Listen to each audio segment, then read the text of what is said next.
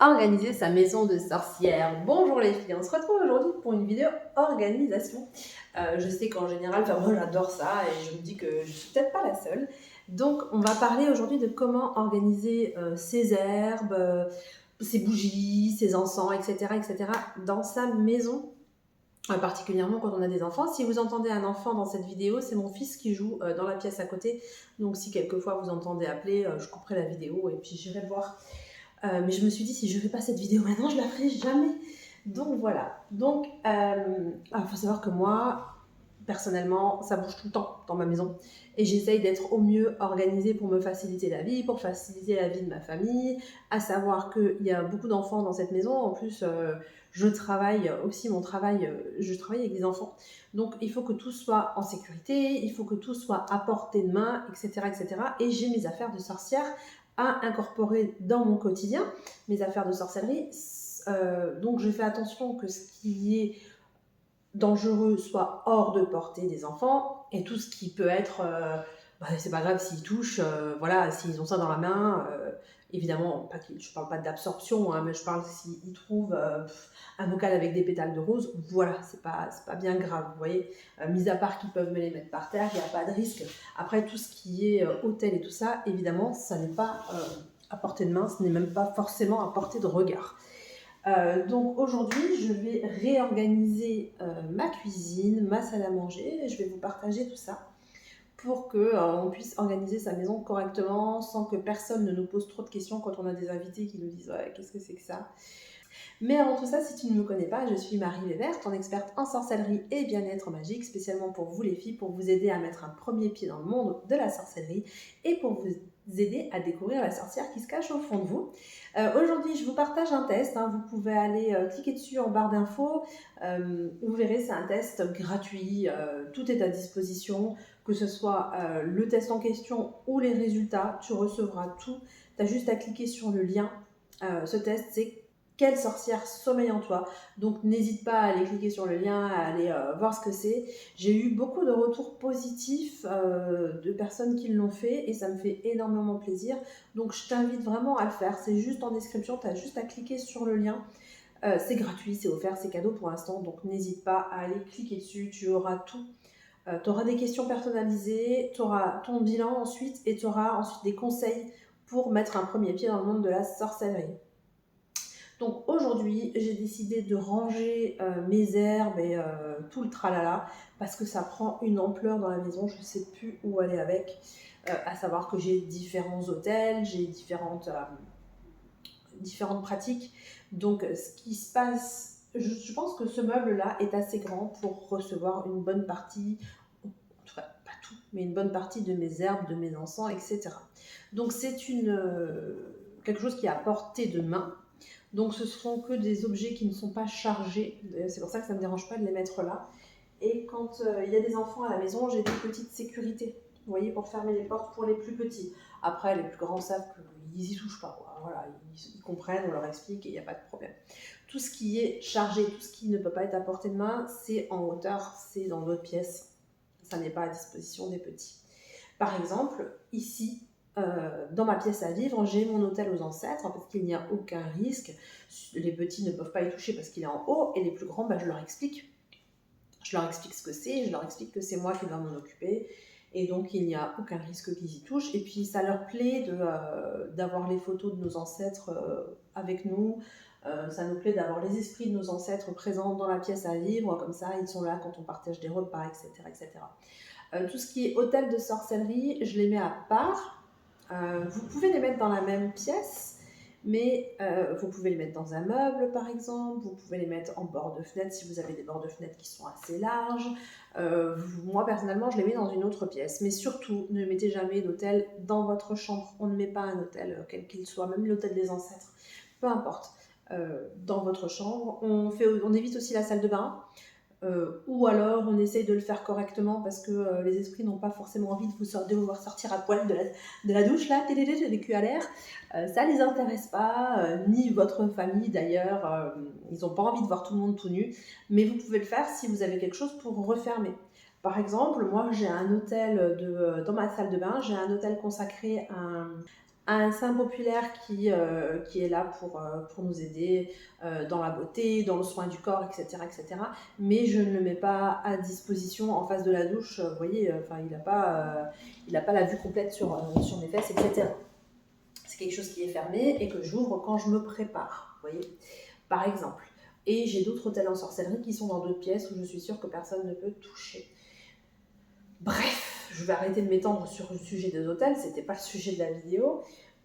En fait, ça c'est un meuble donc qui est assez grand. Il y a des étagères, il y a tout ce qu'il faut, et je pense que là-dedans, je peux mettre tout ce qui est toutes mes résines, toutes mes herbes. Donc si vous avez une place comme ça, un placard, c'est pas mal pour ranger. Évidemment, là, il y a le soleil qui pénètre, donc tout ce qui est préparation d'huile, macérat, etc., on va les mettre dans un placard fermé. Souvent, il ne faut pas les premiers jours, il ne faut pas qu'il soit au rayon du soleil, sauf si bien sûr vous mettez une intention dedans avec, par exemple, vous pouvez très bien préparer une eau lustrale, les mettre au rayon de la lune en bord de fenêtre la nuit et les laisser aussi une journée pour qu'ils prennent non seulement les rayons de la lune, mais en plus les rayons du soleil, donc il sera doublement chargé, ça peut être très intéressant. Mais il y a certaines préparations qui doivent rester dans le noir. Donc ces préparations-là, évidemment, en plus ce sont des objets qui sont chargés, donc évidemment je ne les laisse pas à portée de main et je ne les laisse pas à portée d'UV, de soleil, je les mets dans des placards en hauteur bien cachés dans la maison. Donc voilà, je vais vider tout ce meuble et je vais mettre les assiettes, les verres, les tasses dans ma partie dans la cuisine. Comme ça, les enfants, quand on mettra à la table, ils les auront à portée de main, ça sera plus facile, ça sera facile pour eux. Comme ici, ça ne sera pas différent, ça sera juste dans un autre meuble. Sauf qu'ici, moi, j'aurai tout de rangé et ça sera beaucoup plus pratique pour moi.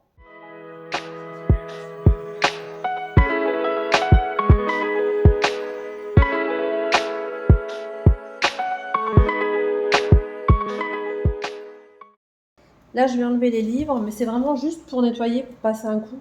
Parce que je les remettrai à cette place, parce que souvent, les enfants viennent les feuilleter, ils viennent regarder. Alors, ça ne me dérange pas qu'ils s'intéressent. Il y a plein de livres sur la numérologie, il y a des livres sur les bougies, il y a plein de sujets. Il n'y a pas forcément que des choses qui peuvent être un peu trop spéciales pour qu'on leur montre. Tout ce qui est vraiment trop particulier, je le mets à part. Donc ici, il y a des livres même de cuisine. Enfin, il y a énormément de choses. Donc ça ne me dérange pas. Je vais les remettre en place. C'est juste, tant qu'à faire, si je fais le meuble, autant passer un coup partout, quoi. Donc voilà. Voilà, j'ai vidé mon meuble complètement. Là, il est tout nu à l'intérieur. Donc, je vais le vider et je vais le nettoyer. Alors, la procédure pour nettoyer, que ce soit vos objets classiques de sorcellerie, peu importe, vous le nettoyez une première fois avec un produit classique, comme si vous faites votre ménage, déjà. On nettoie les poussières, les saletés et tout ça. Donc, pour nettoyer mon meuble, tout simplement, du produit vaisselle et un torchon. Ensuite, je rince bien, j'essuie, je sèche. Et ensuite, je nettoie une seconde fois avec un produit qui va aider pour les énergies. Ça va vraiment être un nettoyage énergétique. Donc le deuxième produit, je vous le montre tout à l'heure. Là, je vais nettoyer une première fois pour enlever tout ce qui est poussière, saleté, etc. Et ensuite, je ferai un nettoyage plutôt énergétique. En plus, c'est intéressant parce que j'ai mon hôtel juste au-dessus de ce meuble-là. Et les ancêtres adorent ce produit justement que j'utilise. Donc ça tombe bien. Donc voilà. C'est avec ça que je nettoie aussi mon hôtel aux ancêtres. Donc je vais vous montrer ça juste après. Donc voilà, mon meuble est complètement nettoyé. Maintenant, ce que je vais faire, c'est que je vais utiliser de l'eau de Floride. Donc ça, c'est tout ce qui est nettoyage énergétique. C'est vraiment top, top, top. C'est super. Même pour vous, pour tous vos objets, ça purifie, ça nettoie. Mon hôtel aux ancêtres, les ancêtres adorent. Quand je le nettoie chaque semaine, je nettoie les cadres, je nettoie tout avec ça. Je leur mets même un petit pot en offrande. Ça, c'est super pour tout ce qui est nettoyage. Par exemple, vous allez faire un rituel, une bougie. Vous allez faire une bougie dans un pot.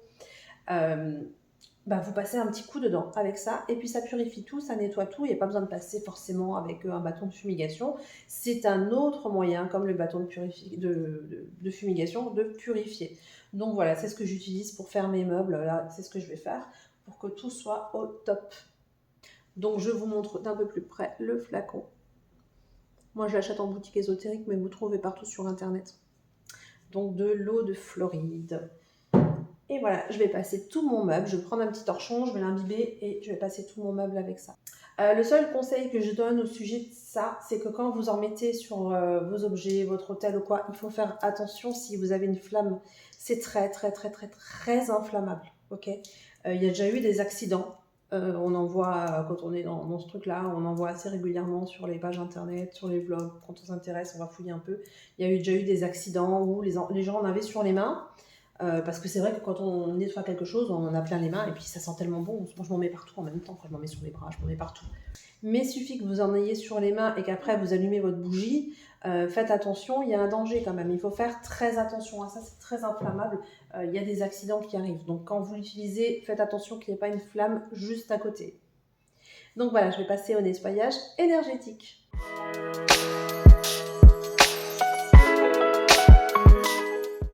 Donc voilà, maintenant j'ai bien nettoyé mon hôtel.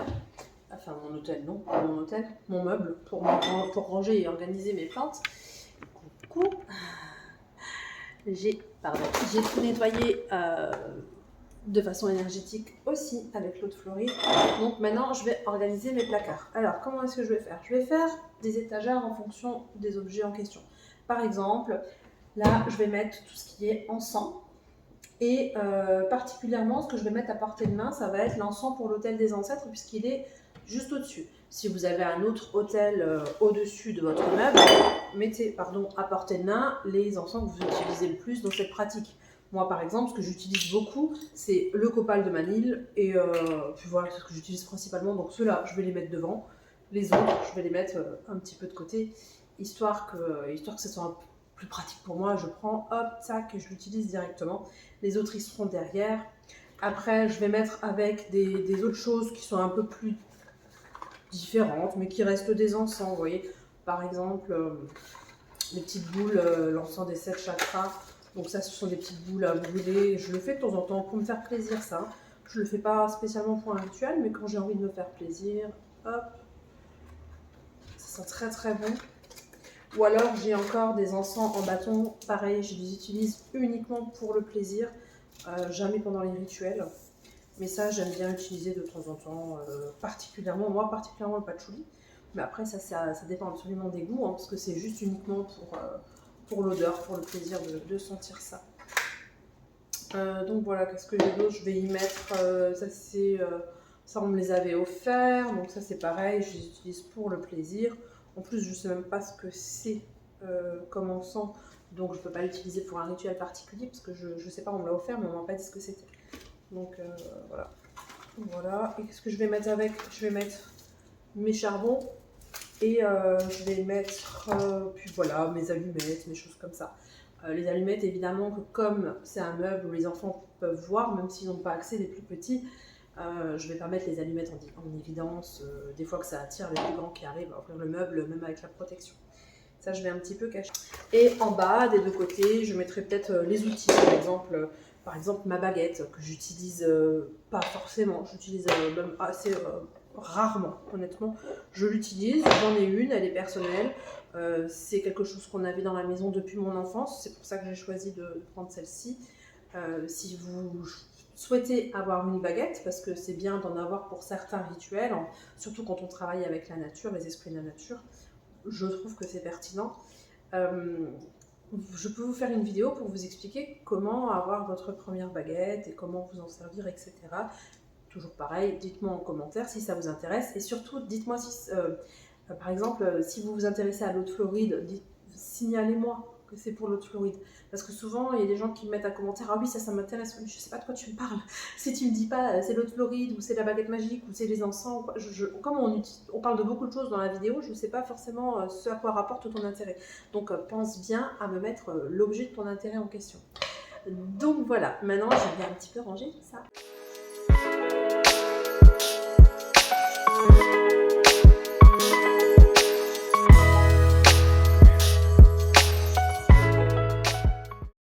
Les bougies, j'aime bien les garder dans des paniers, mais je vais quand même faire le tri avant de les ranger. Parce que j'en ai qui sont cassés, j'en ai plein encore derrière à ramener.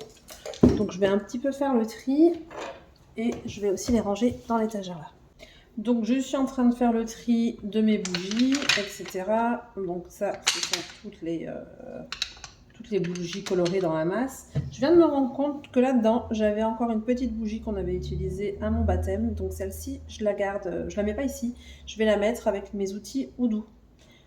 Parce que le Oudou a un grand rapport avec les saints, les baptêmes, tout ça.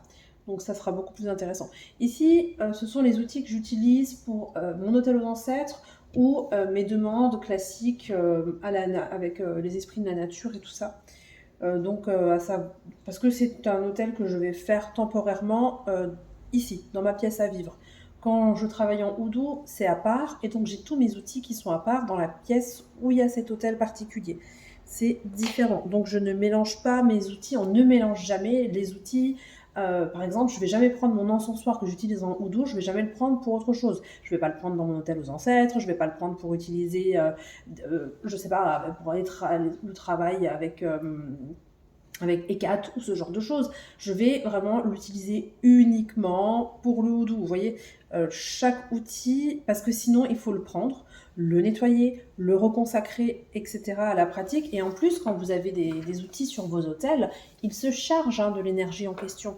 Donc c'est vraiment dommage de le purifier, lui faire retomber toutes les énergies pour l'utiliser pour un autre travail. Après c'est pareil, on le purifie, on fait retomber toutes les énergies, on l'utilise pour un autre hôtel. Non, vaut mieux utiliser quand ce sont des outils. Alors les bougies, oui.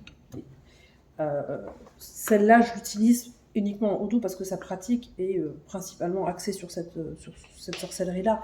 Mais par exemple, une bougie rose, je peux l'utiliser n'importe où, parce que je vais la charger au moment de l'utilisation. Donc même si je la range là, je peux l'utiliser pour n'importe quel hôtel. Mais tout ça pour vous dire que par contre, tout ce qui est outils, il faut faire attention, il ne faut pas mélanger selon les hôtels. Mon encensoir d'hôtel à ancêtre reste sur mon hôtel à ancêtre, j'en ai un autre pour mon hôtel de Oudou, etc., etc. Parce que sinon, il faut reconsacrer chaque outil. Et c'est dommage parce que ça perd tout le chargement de l'hôtel en question. Donc voilà, on peut mélanger des choses, mais surtout pas mélanger les outils de la sorcellerie. Okay, ça, c'est important à comprendre. Donc voilà, je vais continuer à ranger mes petites bougies. Dans l'autre panier, je vais mettre toutes les bougies qui se sont cassées. Par exemple, celle-ci, hop. Ce sont des bougies, des cires que je vais faire fondre pour utiliser dans d'autres... pour fabriquer une bougie tout simplement, ok. Donc voilà. Vous voyez, celle-ci, elle est simple, elle n'a pas été chargée. Mais je pense que je vais la purifier et je vais l'ouvrir, je vais la purifier, je vais la charger en herbe et je pourrai l'utiliser. D'ailleurs, ça me fait penser que, par exemple, les bâtons de fumigation, je vais les mettre en haut et en dessous, je vais faire, comme il y a les bougies ici, je vais faire tout ce qui est fabrication de bougies. C'est-à-dire que je vais mettre mes cires d'abeille, etc., etc. Pendant qu'on parle des bougies, je peux vous montrer ces petites bougies en cire d'abeille. Ça, c'est super quand vous avez un petit rituel rapide à faire. Vous n'êtes pas obligé d'attendre que tout soit consumé, etc. Hop, si vous devez partir après. Ça, c'est hyper rapide, ça va vite. Top du top. En plus, c'est de la cire d'abeille, donc c'est génial. Vous voyez, ça, c'est ce que j'utilise principalement. C'est les bougies que je fais principalement. Je les charge en herbe, etc. Je les roule.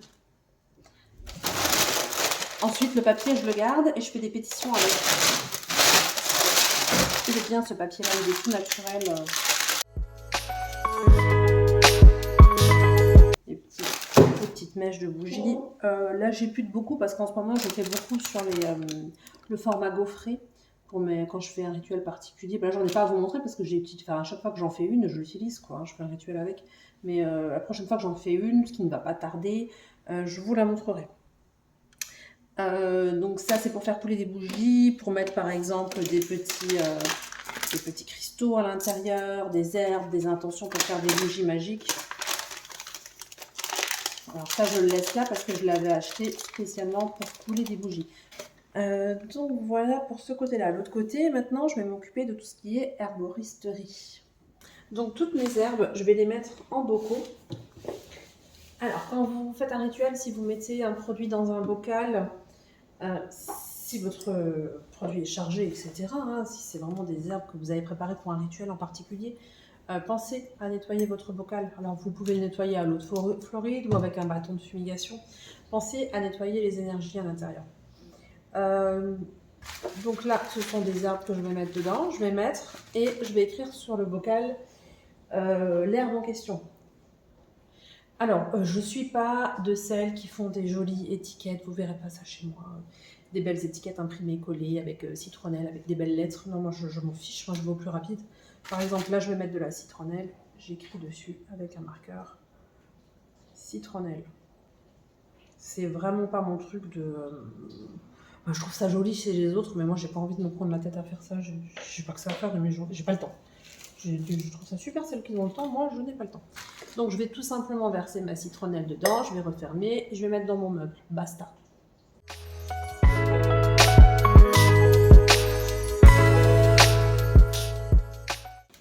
Après, ce que vous pouvez faire et qui est top aussi, c'est si ça s'enlève, parce que ça ne s'enlève pas à tous les coups, mais si ça s'enlève, vous pouvez décoller l'étiquette et la coller sur votre flacon. Et comme ça, vous aurez tout qui est indiqué dessus.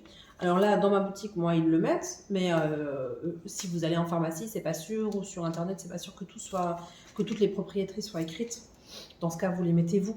Vous faites un petit papier, vous le glissez de côté, et comme ça, vous n'avez pas besoin de vous rafraîchir la mémoire, parce que si jamais vous êtes en train de débuter et que vous achetez de la citronnelle pour un sort en particulier, mais que 6 mois après, vous voulez la réutiliser, mais que vous retrouvez ça au fond et vous dites « mince, pourquoi je l'avais utilisé, je ne me rappelle plus », voilà, hop, il faudra retourner voir sur Internet, chercher, patati, patata.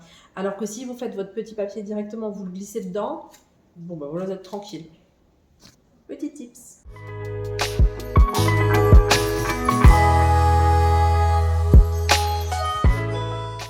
Alors aussi, je vous conseille, ou plutôt je ne vous conseille pas de mélanger les épices de cuisine et ce que vous utilisez en sorcellerie, ok? Moi, là, par exemple, je suis en train de mettre du fenouil dans un sachet.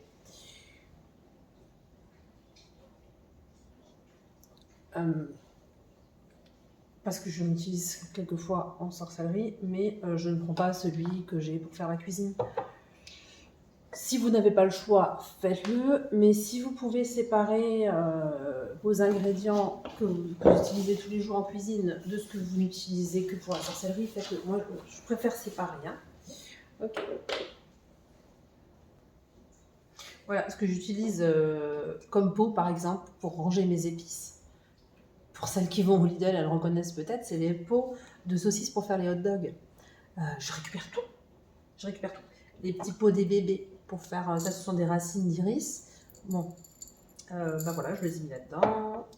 Les petits pots de bébé, les pots pour hot dog, ça c'est aussi bien pour faire les neuvaines, etc. Ça doit être un pot de sauce tomate, j'imagine, pour la sauge. Là, vous avez les pots de confiture bonne maman. Alors, j'ai pas encore mis les couvercles parce que la plupart sont dans d'autres tiroirs de la maison. Je vais les mettre tout à l'heure. Et si je vous dis d'étiqueter, c'est pas pour rien, vous voyez. Là, j'ai un pot complet.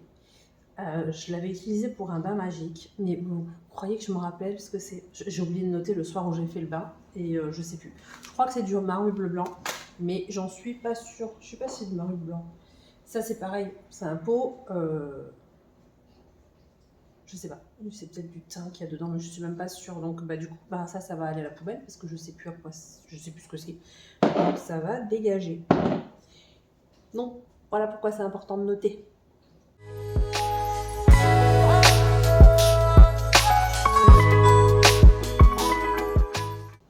Donc ça, vous voyez, c'est un mélange de pétales de fleurs que j'avais été ramasser une fois, j'avais été à la cueillette. Et je sais plus ce que c'est exactement, mais ça me dérange pas. Donc je marque dessus un mélange de fleurs, même si je sais ce que c'est, mais bon, par principe, voilà. Mais je sais déjà que je vais l'utiliser pour quelque chose de particulier parce que j'ai besoin pour faire des offrandes à un de mes protecteurs qui, sa couleur c'est l'orange. Donc du coup, ça sera pas mal, vous voyez. Je vais le garder spécialement pour lui. Et quand j'allumerai mon hôtel aux ancêtres, où je célèbre aussi mes protecteurs, eh ben, je lui mettrai pour lui, ça sera sa petite offrande. Donc voilà mes amis, je vais encore mettre les couvercles après, mais je voulais finir de filmer cette vidéo, donc voilà. Je le ferai tout à l'heure quand j'aurai coupé la vidéo. Donc, en dessous, j'ai mis quelques outils magiques que j'avais. Il y a encore un attamé là-dedans, des choses comme ça. Je vais les mettre encore, je vais chercher dans ma maison les autres outils, je vais les ranger là, comme ça tout est là. Là, on a donc tous les toutes les herbes que j'utilise. Avec les herbes, je mets des épices comme les bâtons de cannelle que j'utilise beaucoup. Là, ce sont des coquilles d'œufs. Il faut que je les réduise en poudre aussi pour les utiliser. Là, donc le sel. Là, ce sont des herbes que j'avais fait sécher. Donc là, je mets de côté celui pour mon protecteur. Et au-dessus, j'ai des préparations. Donc, j'ai des huiles essentielles. J'en ai d'autres qui traînent encore dans la cuisine qu'il faut que je rajoute avec. Là, ce sont des huiles que j'avais préparées.